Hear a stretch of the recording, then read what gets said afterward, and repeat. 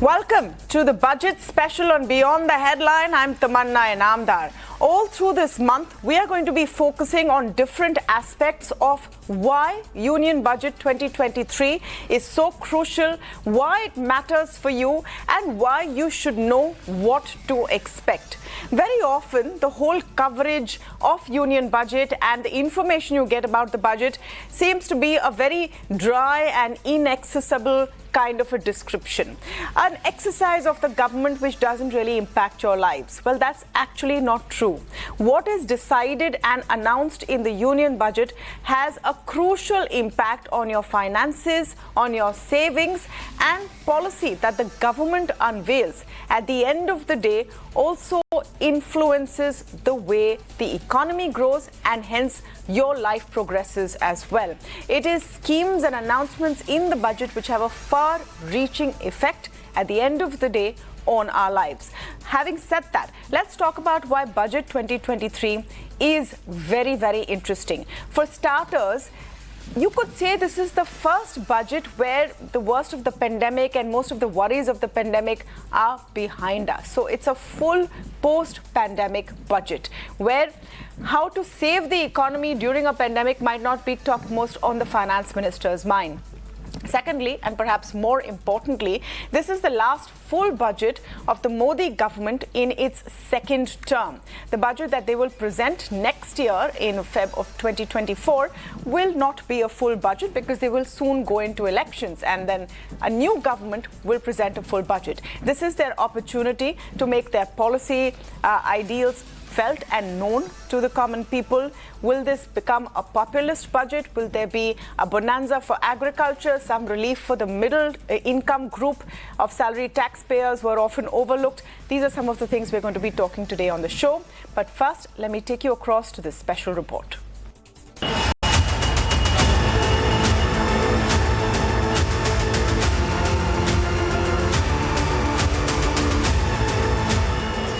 February 1st, 2023. Our calendars are marked, expectations are riding high, challenges galore.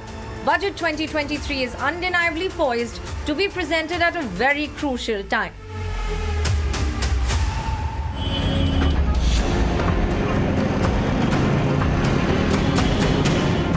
With a pressing need to fuel India's growth momentum at a time when most of the developed world is staring at a recession.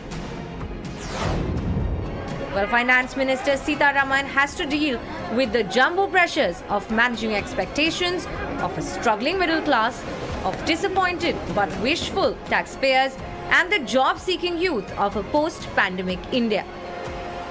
Well, to top it all, the stage is set amidst a challenging political landscape. This is Modi government's last full-year budget ahead of 2024 Lok Sabha elections and is going to set the tone for his re-election campaign.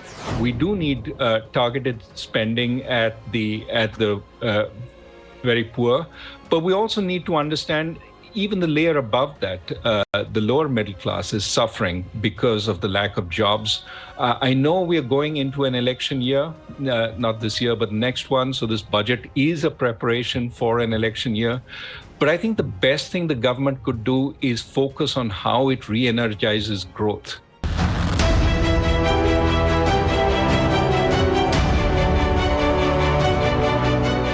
Amid rising inflation, impending recession, peaking interest rates, and above all, India still giddy from a post-pandemic hangover, Budget 2023 expects fiscal prudence from the Finance Minister to redirect expenditure and re-energize growth.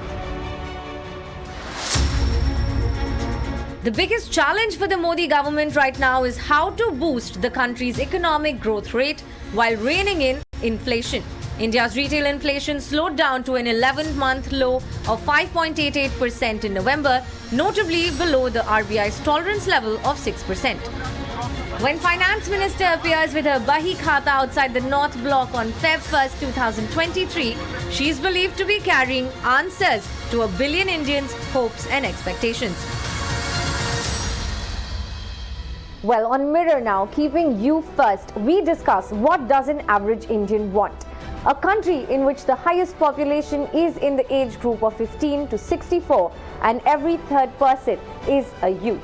What reliefs and reforms do the salaried middle class, taxpayers and small business owners want? Well, revision of income tax slabs to ease personal income taxation, home loan interest rate cuts and hiking interest rebates on home loans, and even increasing standard deduction limits and incentivizing savings. All of these demands will help rev up our consumer-driven economy and add to common man's relief.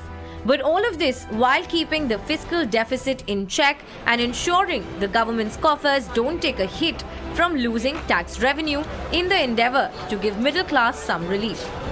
Budget 2023 will face the litmus test of boosting growth, appeasing voters, and all of this while controlling inflation.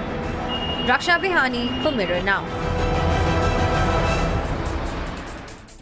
All right, to speak more on this, I'm joined now by Shougata Bhattacharya, Executive Vice President at Axis Bank, Madhavan Narayan, Senior Journalist, Dr. Santosh Mehrotra, Senior Economist, and Badri Narayan, Faculty Member, Oregon State University. He's also former Head, Trade and Commerce at the Niti Aayog.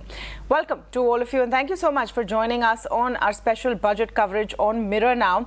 Just to set the tone, our idea is to speak directly to our viewers, the different stakeholders, and explain to them why exactly this budget is important and how it will impact them. Having said that, Madhavan, let me begin with your take on the crucial timing of this budget and the political undertones we're expecting to see. Absolutely. I think this is the only thing we can say. In fact, the Finance Minister Nirmala Sitharaman actually said something to that effect. I cannot exactly recall the words, but this was about a month ago. Now, the important thing is that Amit Shah, the Home Minister, has announced something about the Ram Mandir being built by the 1st January, and next February will be too close to the elections for either electoral code of conduct to be followed or for the impact of any spending on this budget to be covered. And particularly in the northern Hindi belt states, my understanding is that apart from the Hindutva ideology, there will be a lot of emphasis on farmers. So I do not expect any kind of fiscal consolidation except in lip service, because the government can always take credit for higher GST collections or something. Nobody will be there to watch and count it, because by the time the deficit actually hits home, even if there is one, it could be a bit late for the government, for any critic to say anything. Except that inflation being at higher levels, it is a matter of concern for RBI and also global investors, and to that extent there might be some muted or staggered spending.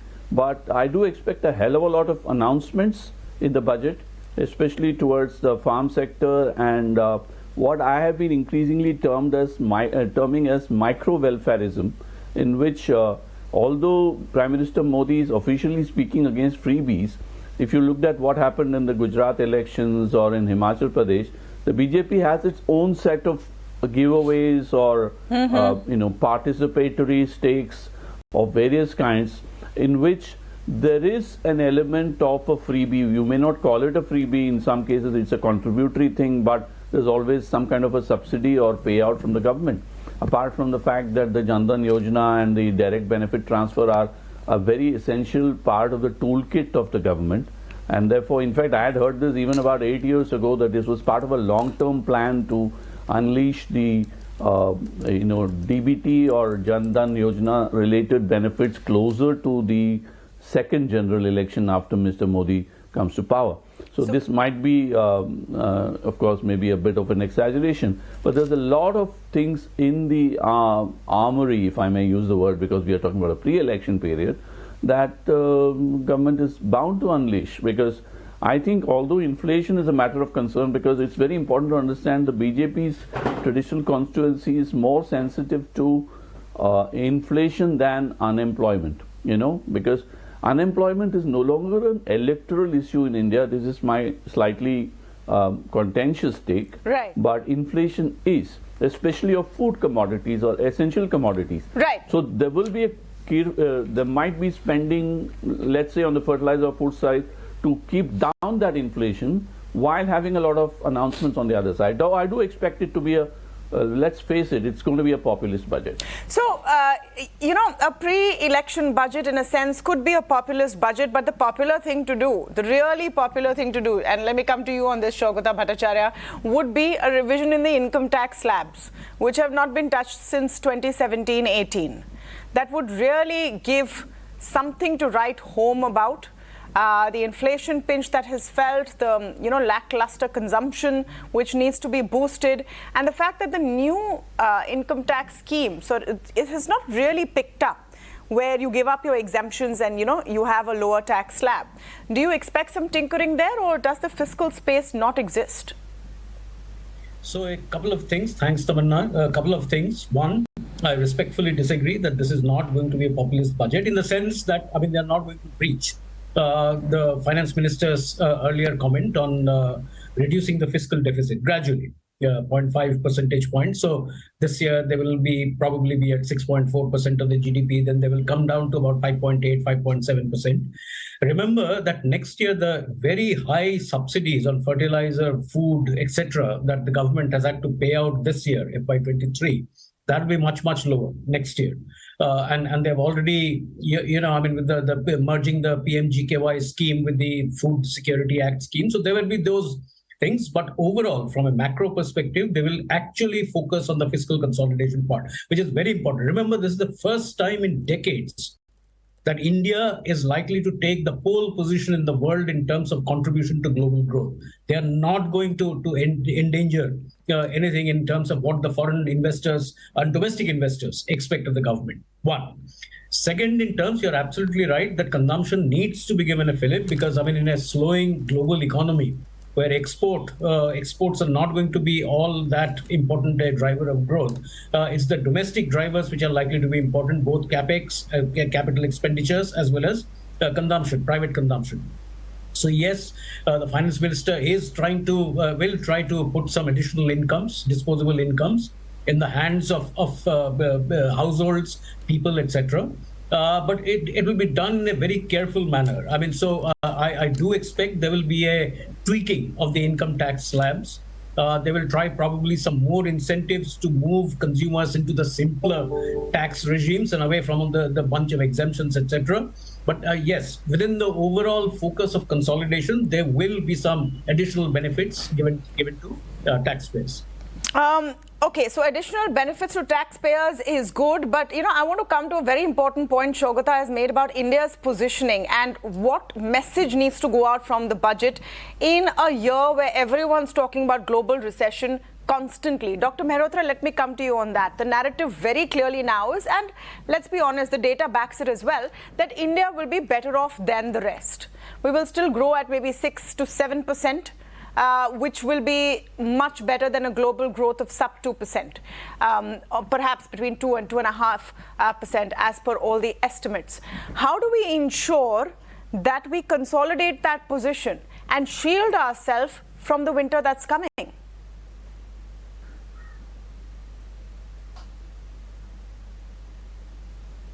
Well, I would generally go along with what Saugata said rather than what Madhavan was saying, precisely because the government has to remain committed to a fiscal consolidation path.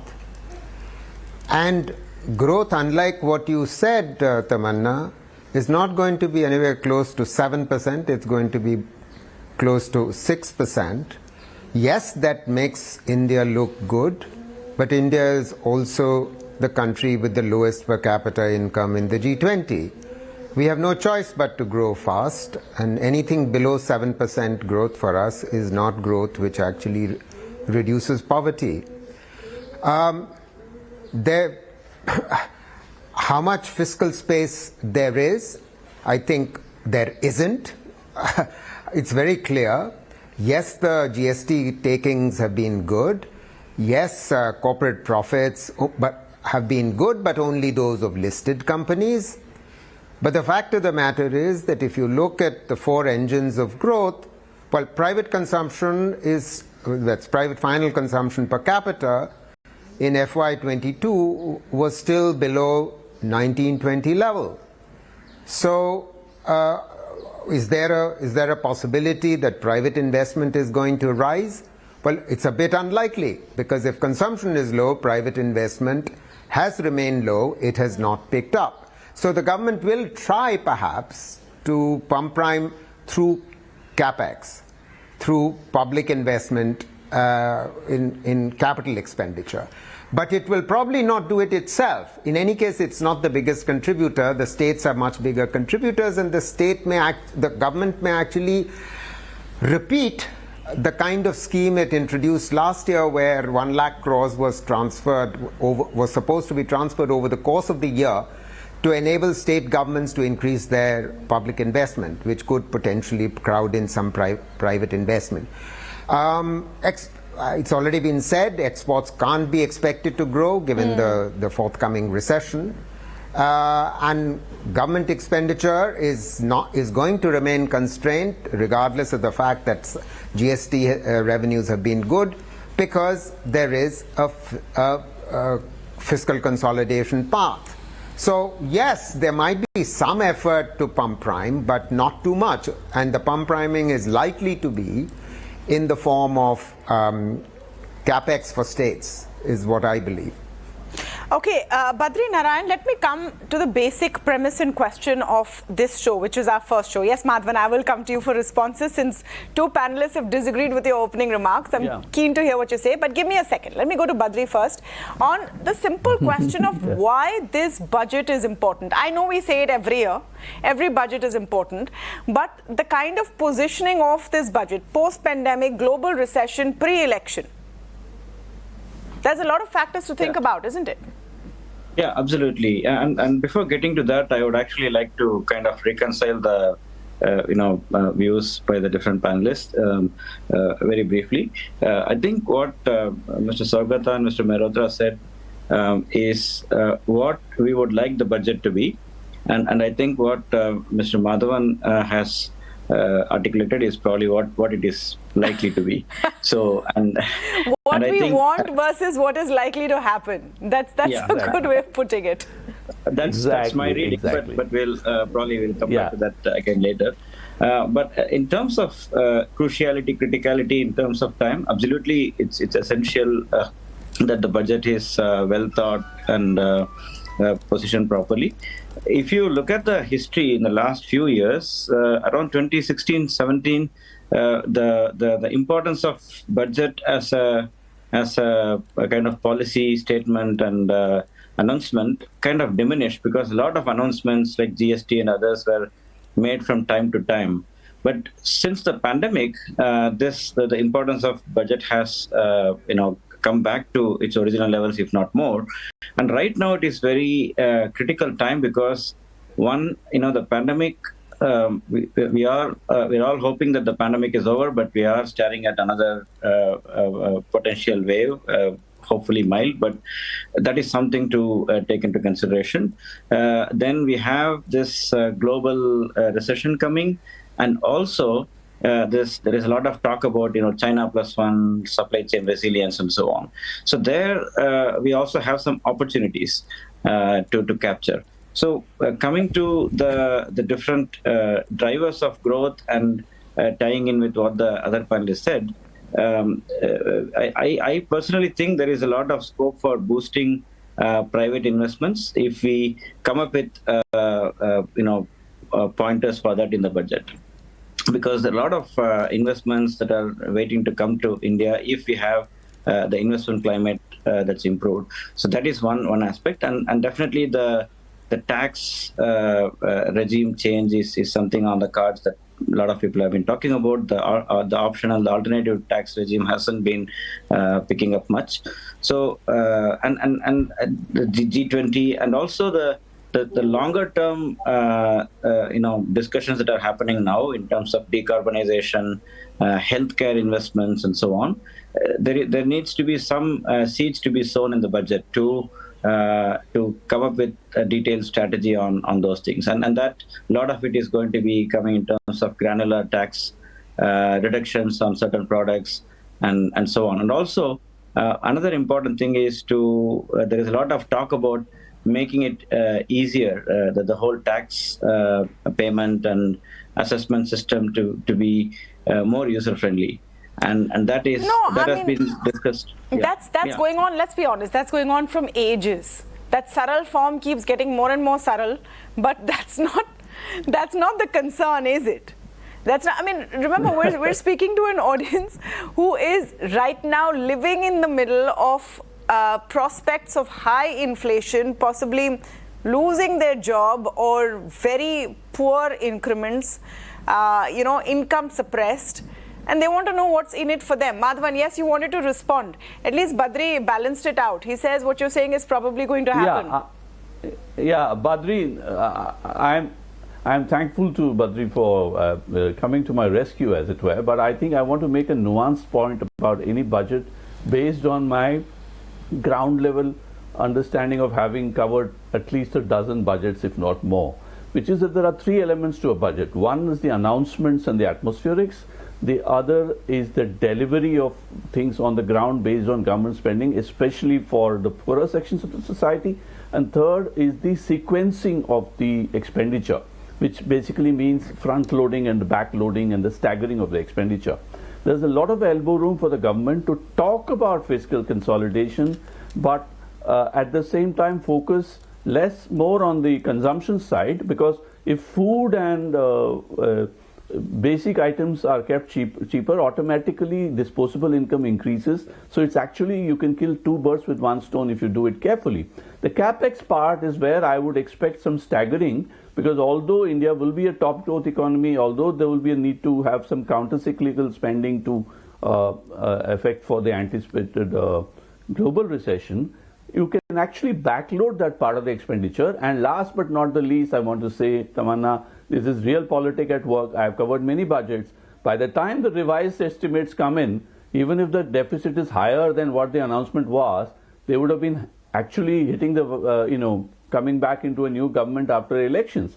So that would be less of a political concern than anything. That's what I'm saying. Obviously, I'm not from the academia, Tamanna. I have to add some reality sauce to this. Okay, so Madhavan saying he's adding the reality. Dr. Mehrotra, the fact that this is a pre-election budget, in a sense, would you expect more noise around agriculture and focus on agriculture? Yes. Yes, one might expect that, for the simple reason that in the last budget, we didn't get that. In the last budget, I remember most of the agriculture spend was going to be on PM Kisan, the 6,000 rupees that's given to owner cultivators. So there may well be, but I actually go along with Madhavan when he says there might be backloading closer to the election of some spending.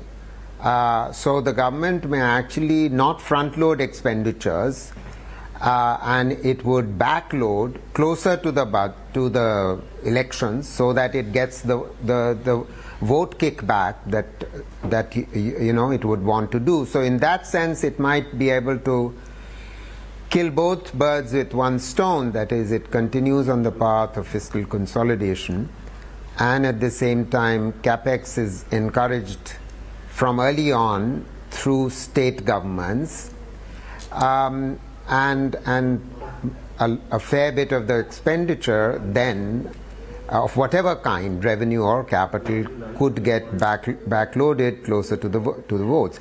Don't forget that the government has recently, just weeks ago, announced free rations under the PDS, meaning for what ration card holders used to pay 2 rupees and 3 rupees a kilo, that's going to become free. So, you've already had some free. But that's because they withdrew the PM Anna Yojana. It was a trade-off. It sounds better, but they spend less. They withdrew the PM Anna Yojana. No, you are right. No, you are absolutely right. So this kind of pretense is likely to continue, because we may think, you see, where did I begin? Let's just remind ourselves that if this year we are getting a growth rate of about 6.8%, we're not going to get that next year in FY24. And since we are not going to do that, I mean, the expectation is that nominal growth will be about 11.5%. Inflation will be somewhere between 5.5% to 6%, in which case you can see what the actual growth rate is likely to be. It could very well be sub 6%. In that case, where's going to be the fiscal space? I mean, that's really the point I'm making. I'm making a point about arithmetic, and I do want to clarify one thing, that no matter what the expectation might be, that private investment is not likely to pick up, for the simple reason that as the RBI keeps reminding us, capacity utilization is still running at about 74-75%. At that level, private investment doesn't rise. So, and in any case, it may well be that RBI may actually raise rates, the repo rate again, in response to the continuing threat of the US Fed raising rates. So, I mean, that's not an environment in which you're going to expect or get much private investment happening. So, I mean, all the big talk about, yes, India the good spot or the driving growth, and all, that's fine. But I mean, we are the 5th largest economy, and we have to grow fast because we are among the lowest per capita. Also, let's put it into perspective and keep in mind that a lot of time budgets are an opportunity for policy announcements and talking about the vision of the government. The day-to-day tinkering happens through the year. At least that's been the pattern over the last few years with the budget. So we will probably hear a lot of talk about how greener and cleaner industry is being incentivized. Let's see if there's actually any incentive that goes with it, and those sorts of things. But all in all, at the end of the day, what we need to assess is Budget 2023 going to make the lives of ordinary Indians better? That's the question we should be asking at the end of the day. On that note, I want to thank all of you for joining us on the first episode of Beyond the Headline Budget Special. We'll be back next Friday at the same time with episode number 2.